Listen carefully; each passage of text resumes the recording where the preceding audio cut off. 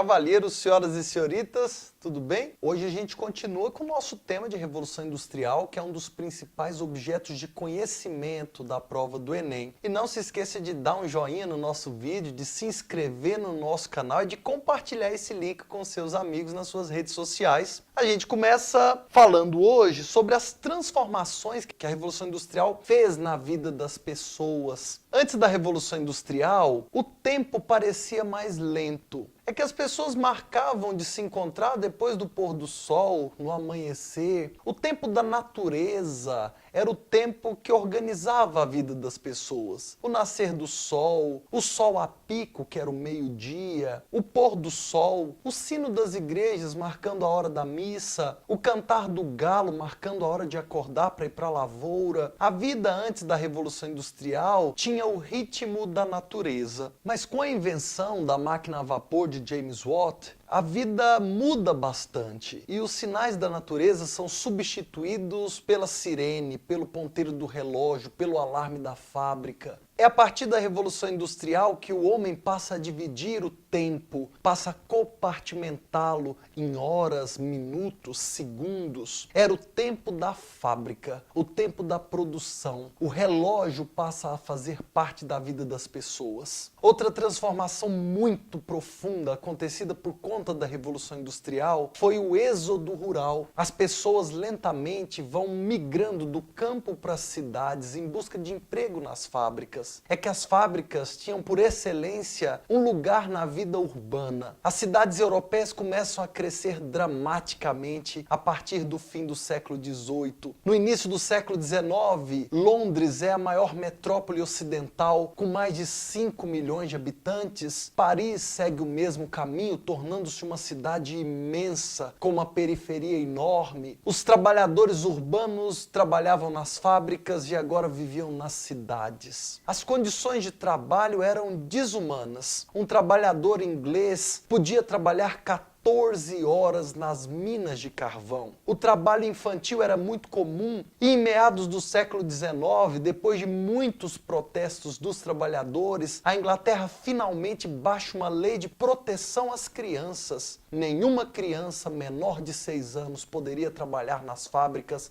no período noturno. De dia era possível trabalhar nas fábricas. Aliás, as crianças eram prediletas para o trabalho nas carvoarias. É que as minas de carvão eram muito apertadas, muito baixas. A luminosidade inexistente, era tudo muito escuro. E as crianças se saíam melhor, se desempenhavam, se mexiam melhor dentro daqueles espaços tão apertados. A Inglaterra do século XIX, a Europa do século XIX de uma forma geral, não respeitava o trabalhador, não dava aos trabalhadores condições mínimas de conforto no trabalho. Mulheres grávidas trabalhavam até poucos minutos antes da hora do parto. Essas mulheres não respeitavam o resguardo e, portanto, logo depois de parirem seus filhos, eram obrigadas a voltar para a linha de produção. Caso contrário, seriam demitidas, porque existia um exército de desempregados ansioso, aguardando para ter aquela vaga de emprego e para poder receber uma batata por dia, o suficiente para sobreviverem. Em 1848, Karl Marx e Friedrich Engels lançam o Manifesto Comunista.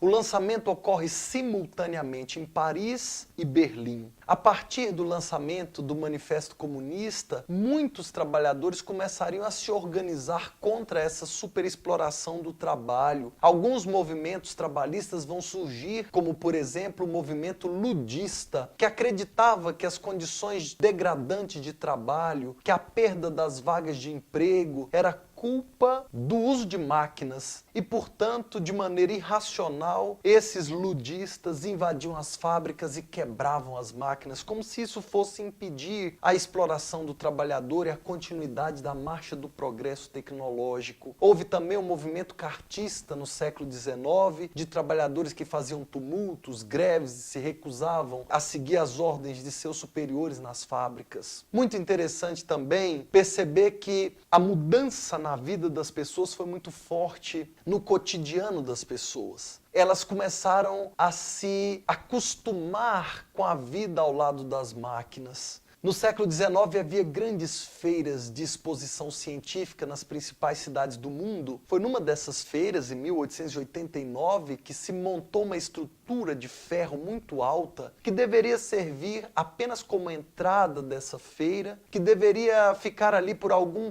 tempo, um tempo definido, mas que acabou encantando tanto o mundo, especialmente a França, que ficou ali até hoje. É a Torre Eiffel de Paris. As pessoas estavam impressionadas. O século XIX, na segunda fase da Revolução Industrial, é o século das locomotivas. O trem de ferro, criado ainda no início do século XIX, passa a ser usado em grande escala para carregar mercadorias, mas ele causou muito espanto, causou uma grande impressão nos europeus, especialmente os mais conservadores, os mais religiosos. Países como Portugal proibiram o uso de trens de ferro por muito tempo, por considerarem obra maligna. Damas da igreja, da sociedade católica da época, convocavam para novenas de orações para que Deus impedisse o avanço dessas obras de Satanás, como o trem de ferro. Em 1891, o Papa fazia uma declaração surpreso ao saber que o trem já conseguia atingir a exorbitante velocidade de 30 km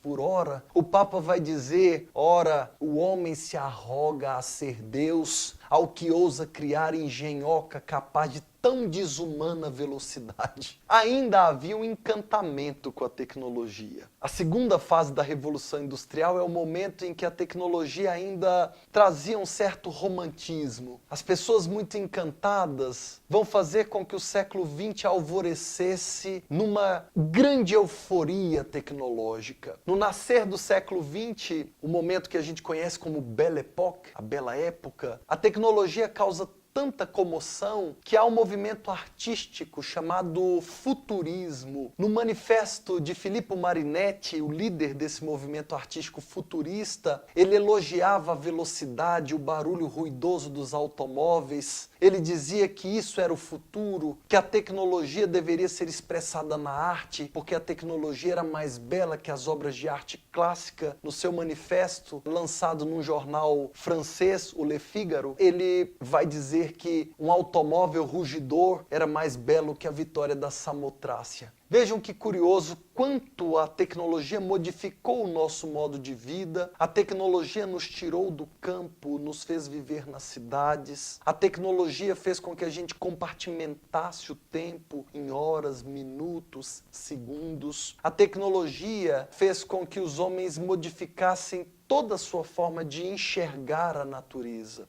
E essa é uma marca do século XIX, uma marca que vai adentrar o século XX como uma grande confiança no progresso da humanidade por meio da ciência, uma confiança de que o avanço dos equipamentos tecnológicos era algo que não teria limite. Essa euforia com a tecnologia é uma das ideologias que vai originar a eclosão da Primeira Guerra Mundial a partir de 1914.